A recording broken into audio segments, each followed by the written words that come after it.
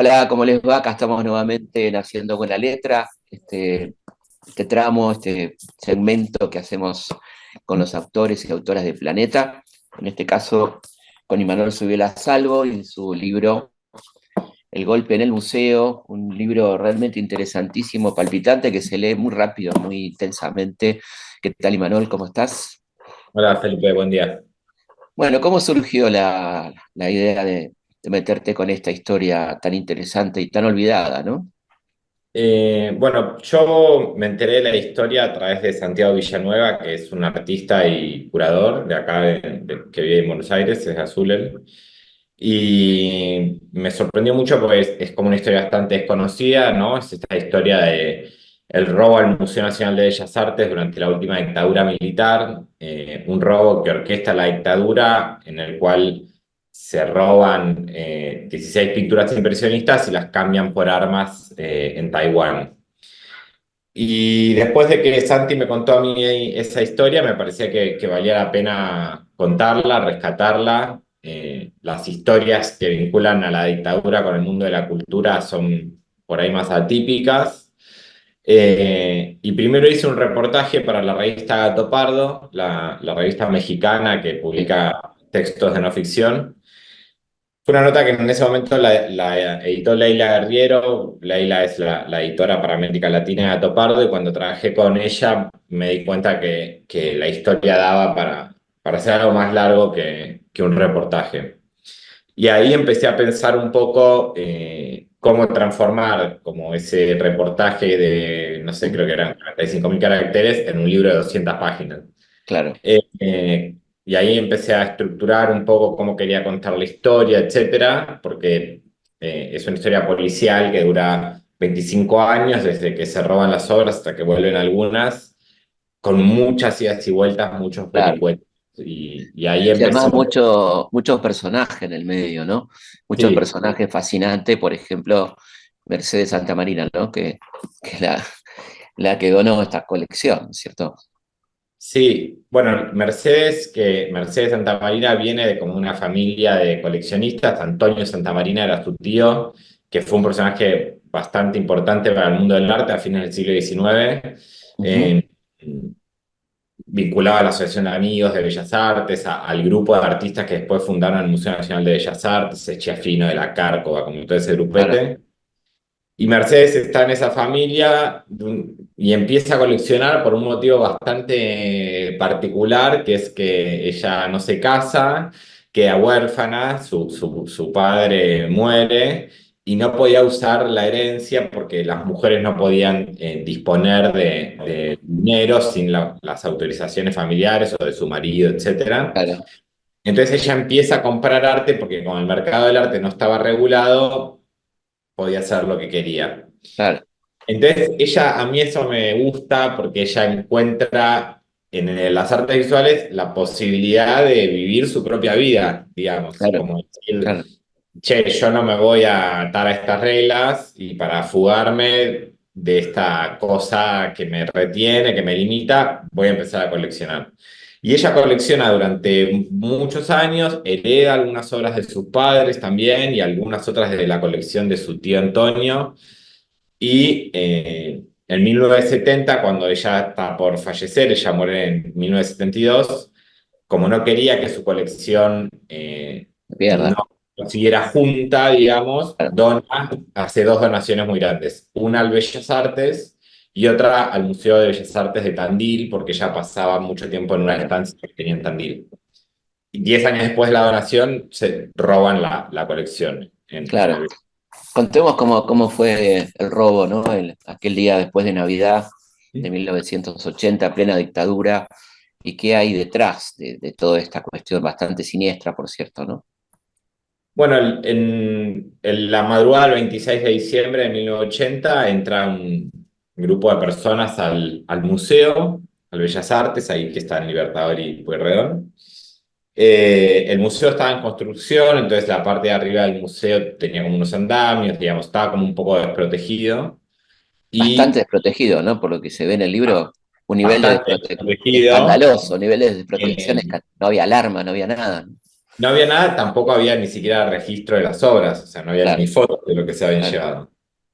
Entonces, estos ladrones entran allí en la madrugada del 26 de diciembre y lo que hacen es incinerar unas vitrinas de acrílico para generar mucho humo, vaciarlas, llevándose unos objetos de porcelana y de jade, eh, y después llevarse 16 pinturas impresionistas sin sus marcos, ¿no? Pinturas de Matisse, Gauguin, Cézanne, como de los grandes pintores de la historia del arte del impresionismo francés. Y ahí hay como la justicia que está como en convivencia con la dictadura, decide ir en contra de los empleados del museo, entonces hay secuestros a los empleados del museo, hay torturas a los empleados del museo, Pases por y centros clandestinos, ¿no? De esta gente. exactamente, sí, exactamente.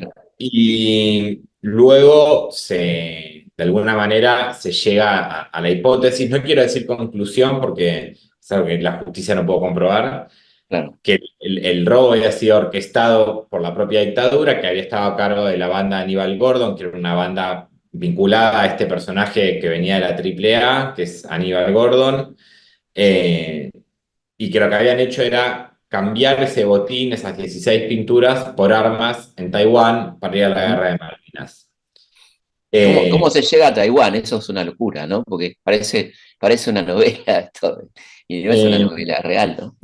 Bueno, ahí la hipótesis que manejaba la justicia o que manejó la justicia era que como Argentina ya había tenido un intercambio comercial con Taiwán en el 78 para la casi guerra con Chile, Ujú. mm, podía suceder que para Malvinas volviera a acudir a ese país Claro. para conseguir armamento. Y la persona que tenía las obras en Taiwán era una persona vinculada al tráfico de armas, además. Claro. Entonces, pero bueno, entre que eso se descubre y se roban las horas pasan más de 10 años, digamos, pues Ujú. las horas se roban en el 80 y eso se empieza a investigar a finales de los 90, a principios de los 2000. Hay un personaje ahí que es alucinante, que vos rescatás, que es Julian Radcliffe, ¿no? Que es Sí, realmente de una novela él, inglesa de espionaje, ¿no? sí, es como la versión 007 de esta historia. Él Total. es, bueno, él es un ex militar británico vinculado a los servicios de inteligencia de la corona inglesa y tiene una agencia que se llama Art Loss Register, que es una agencia que se dedica a buscar obras perdidas por todo el Claro. mundo y tiene una base de datos con un historial de obras perdidas y lo que hace este personaje con su empresa es gestionar esas devoluciones y cobrar una comisión por esa Claro. gestión. Puede ser dinero o puede ser una de las obras Ujú. a recuperar. Él es al que le llega la pista de que aparecen las obras que se robaron del Bellas Artes y él intenta recuperarlas en parte para quedarse como forma de Claro. pago con alguna de las pinturas. Después de eso un poco se empantana, pero él es como un personaje muy excéntrico, podríamos decir, y muy avasallante, en donde todo el tiempo quiere como controlar la situación e impedir que el Estado argentino avance por fuera de Claro. él para recuperar las obras. Aparte el Estado argentino no le quiere pagar su servicio. Claro, Claro, porque además él aparece en el 2001, acá claro. no, era como ¿Qué Pampa en la vida, momento, no? claro, Sí, sí, eh, no podíamos pagarnos a nosotros mismos ahí. claro, total. Y en el medio, bueno, personajes como Jorge Glusberg, ¿no?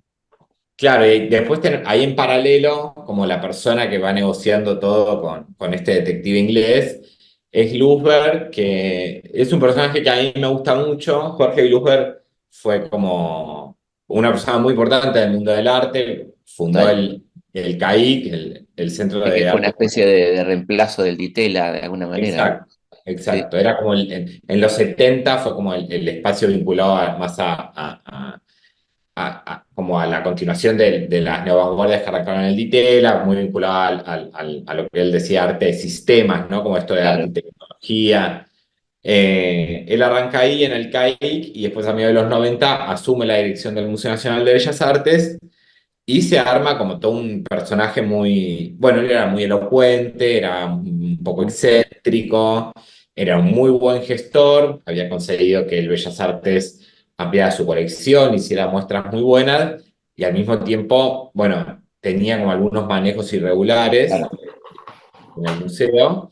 De hecho, él se va, termina su gestión con una causa de malversación de fondos, no es que claro. termina su gestión en Ujú. la gloria. Pero bueno, para mí ahí también un poco, que era algo que yo quería hacer en el libro, muchos de los personajes que aparecen son muy ambiguos, uno podría pensar que son Ujú. malos a Claro. priori, y bueno, creo que todos tienen sus brillos y sus miserias, creo que Luzbel es uno de ellos, en este sentido, ¿no? Como, bueno, quizás no era la persona con los mejores modos o la Claro, más avanzada del planeta, pero era un muy buen gestor y puso al claro. Bellas Artes como en un lugar muy importante en ese momento, y además, de alguna manera, fue él el que propició que se iniciaran las gestiones para recuperar algunas obras. Contemos cómo son recuperadas finalmente solamente 3 obras, ¿no? Sí, de las 16 solo vuelven tres. Esas tres aparecen en Francia, en una galería francesa. Cuando se le notifica a la justicia argentina que las obras aparecieron, la causa cae en el juzgado de Yarvide, ¿no? Mm. Que era Volvió pintor, de... además, tipo pintor. Y muy Sí, amigo, digamos, muy cercano al sí. arte, ¿no? De hecho, era coleccionista, tenía obras en Claro. su casa, había estudiado arte durante mucho tiempo, había pintado, había llegado a ganar premios del Fondo Nacional de las Artes. Y Ollarvide viaja a París al acto de restitución, ¿no? De estas tres obras que regresan al país. Y hay una escena muy graciosa yo llegué a entrevistarlo antes de que falleciera, donde me cuenta que arman todo un operativo para que él pase desapercibido. Entonces él lleva las obras encima Ujú. y había como gente de seguridad vestida de civil en el Claro. avión para Sí, sí, cuidarlo. increíble. Y aparte Ah, esto que la llevó en su falda, ¿no? Increíble. entonces él El tenía, tipo son obras. tenía no sé cuántos millones de dólares en la falda, ¿no? Entonces él me decía, me contó cuando lo entrevisté, que este dato es muy de color, pero que es muy gracioso, que al lado tenía un pasajero que no paraba de comer un sándwich con mucha mayonesa y Oh, peligro. él estaba paranoico con que le tiraran la mayonesa arriba de las El pinturas. gobierno. Para ese momento las pinturas ya deberían tener, no sé, 100 años casi, o Claro, sea. claro, eh, claro. Sí, y sí, entonces increíble. Cuando vuelven esas tres pinturas, las llevan directamente de Seis al Bellas Artes, entran en el Departamento de Conservación y Patrimonio y luego se exhiben en el museo y ahora están exhibidas, de hecho. Si Ujú. uno Claro. va a la colección, a la sala de la colección Mercedes Santa Marina, que está en la planta baja apenas uno Ujú. entra, las puede ver. Son las Claro. tres, están ahí, las tres recuperadas están exhibidas ahora sí. Bueno, la verdad que un libro muy interesante, como digo, con mucho vértigo, te felicito porque está Gracias. excelente. Me Este, encanta que lo hayas leído, me siento como muy halagado, la verdad. no, pero aparte no, lo leí completamente, me lo leí en un día, así, me encantó porque está muy bien escrito. Aparte, mucha referencia, se van abriendo cajas chinas, ¿no? Porque la historia de Mercedes Santa Marina, la historia de este personaje Radcliffe, mucha referencia al método represivo de la dictadura, ¿no? La verdad que me encantó el libro, te felicito y bueno, obviamente recomendamos bueno, el museo de Manuel Subiela Salvo, así que Manuel, muchísimas gracias, ¿eh? Y Gracias, mucha Felipe. suerte con el libro, muy merecido. Gracias, nos vemos.